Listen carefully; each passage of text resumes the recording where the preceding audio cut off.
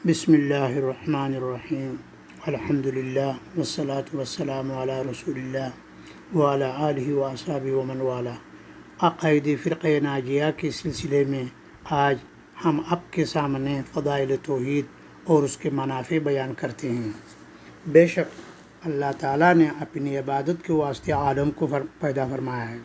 اور تمام مسلمانوں کو اس کی توحید خالص کی طرف دعوت دینے کی غرض سے مبعوث فرمایا ہے۔ چنانچہ قرآن کریم کے اکثر صورتوں میں عقیدہ توحید کا بھرپور اہتمام کیا گیا ہے۔ جس طرح شرک کی مضرتوں کو متعدد جگہوں میں واضح الفاظ میں بیان کیا ہے، کیونکہ شرک کے نقصانات افراد و جماعت پر ہمیشہ ظاہر ہوتے رہتے ہیں، اور شرک اس دنیا میں موجب شقاوت ہلاکت اور آخرت میں باعث دخول و خلود جہنم ہے۔ اس لیے توحید کی اہمیت کے پیش نظر رسول صلی اللہ علیہ وسلم نے متواتر 13 سال تک مکہ مکرمہ میں اپنی قوم کو اس توحید کی طرف دعوت دیتے رہے۔ چنانچہ آپ خود بھی اس توحید کے مامور تھے۔ فرمایا قل انما ادعو ربی ولا اشرک بہ احدا، آپ کہہ دیجئے کہ میں تو صرف اپنے رب ہی کو پکارتا ہوں اور اس کے ساتھ کسی کو شریک نہیں کرتا۔ نیز آپ صلی اللہ علیہ وسلم نے اپنے اتباع کرنے والوں کو ایام طفولیت ہی سے توحید کی تربیت دی ہے۔ چنانچہ آپ نے اپنے چچا زاد بھائی عبداللہ بن عباس سے فرمایا اذا سألت فاسأل اللہ واذا استعنت فاستعن باللہ، رواہ الترمذی۔ یہ حسن صحیح ہے، اور یہ توحید دین اسلام کی ایسی حقیقت ہے جسے کسی کی بنیاد قرار دی گئی ہے،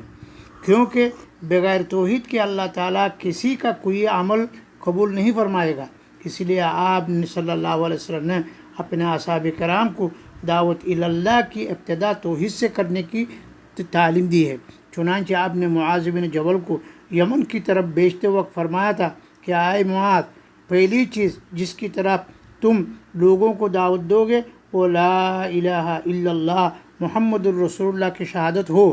یعنی اللہ کے سوا کوئی معبود برحق نہیں اور محمد صلی اللہ علیہ وسلم اللہ کے رسول ہیں، اور یہ کلمہ توحید ہے، اور اس شہادت کی بدولت انسان دائرہ اسلام میں داخل ہوتا ہے۔ یہ جنت کی کنجی ہے۔ بندہ جب تک کفر و شرک کا مرتکب نہ ہوگا وہ جنت میں داخل ہوگا۔ سو اسی دعوت توحید کو ترک کرنے کے مقابلے میں کفار مکہ نے آپ صلی اللہ علیہ وسلم کو مال و دولت اور حکومت و بادشاہت دینے اور شادی کرانے کی پیشکش تک کی تھی، لیکن آپ صلی اللہ علیہ وسلم نے کسی قیمت میں بھی دعوت توحید کو چھوڑنے پر راضی نہیں ہوئے، بلکہ آپ اپنے صحابہ کے ساتھ شب و روز لگاتار توحید کی دعوت میں کوشاں و سرگرداں رہے، اور آپ صلی اللہ علیہ وسلم دعوتی میدان میں کفار کی جانب سے پہنچنے والی اذیتوں اور تکلیفوں کو بڑی ثابت قدمی کے ساتھ برداشت فرماتے رہے۔ چنانچہ مسلسل 13 سالہ جدوجہد کے بعد بدقت تمام دعوت توحید کو خاطر خواہ غلبہ حاصل ہوا، اور رسول صلی اللہ علیہ وسلم اور آپ کے صحابہ کرام کی محنتوں اور کوششوں کی بدولت الحمدللہ آج ہم اور آپ اہل توحید کی سب میں شمار کیے جا رہے ہیں۔ اس ایمانی و دینی دولت کے مقابلے میں ہم جتنا بھی مولا کریم کا شکریہ ادا کریں ہرگز اس کا شکریہ ادا نہ ہوگا۔ لہٰذا اگر ہم کتاب و سنت کو عقیدتاً و عملاً پوری طرح تھام نہ لیں گے تو کبھی بھی نجات و سعادت حاصل نہیں کر سکیں گے، کیونکہ اللہ تعالیٰ نے ہمیں اپنی اطاعت اور رسول کی اطاعت کرنے پر مکلف و مأمور بنایا ہے۔ نیز اطاعت الہی اور اطاعت رسول دونوں ایک دوسرے کو مستلزم ہیں، اور آپ صلی اللہ علیہ وسلم مسلمانوں کے واسطے بہترین نمونہ ہیں، اور اللہ کی طرف سے آپ سچے مبلغ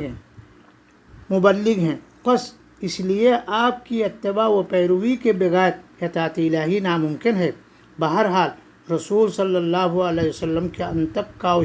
کاوشوں کی بدولت خانہ کعبہ میں جو 360 بتوں کی پرستش ہو رہی تھی وہ سب توڑ دیے گئے۔ اس لیے خوب واضح ہو گیا کہ بے شک انسانیت کے واسطے شرک موجب ذلت و خواری ہے، اور وہ انسان کی کرامت و شرافت کے لیے بڑی توہین اور اس کی قدر و منزلت کے لیے بڑا گراؤ ہے۔ جس انسان کو رب العزت نے روئے زمین پر خلافت بخشی اور تمام موجودات میں اسے مکرم بنایا اور آسمانوں اور زمین میں جو کچھ پیدا فرمایا اس کو اس انسان کا تابع بنا دیا اور کل عالم پر اس کو سیادت و قیادت بخشی، لیکن انسان نے اپنے نفس کی قدر و منزلت کو بھلا دیا اور اس عالم کے بعض عناصر کو اس نے اپنے لیے الہ بنا لیا اور اس معبود باطل کے سامنے اپنا سر جھکا دیا۔ اس سے زیادہ ذلت و خواری اور کیا ہو سکتی ہے؟ جیسے ہندوستان میں اربوں انسان اس گائے کی پوجا کر رہے ہیں جس کو اللہ تعالیٰ نے انسان کے منافع کے واسطے پیدا فرمایا ہے، جو انسان کی خدمت کرتی ہے اور وہ اس کا گوشت کھاتا ہے۔ اور اسی طرح بعض مسلمان قبروں پر اعتکاف کر رہے ہیں اور قبر والوں سے حاجتیں مانگ رہے ہیں، حالانکہ وہ قبر والے بھی خود ان کی مانند اللہ تعالیٰ کے بندے ہیں، چاہے کہ وہ ان پکارنے والوں کو کچھ دے سکے بلکہ وہ تمام مردے تو زندہ انسانوں کو نیک دعاؤں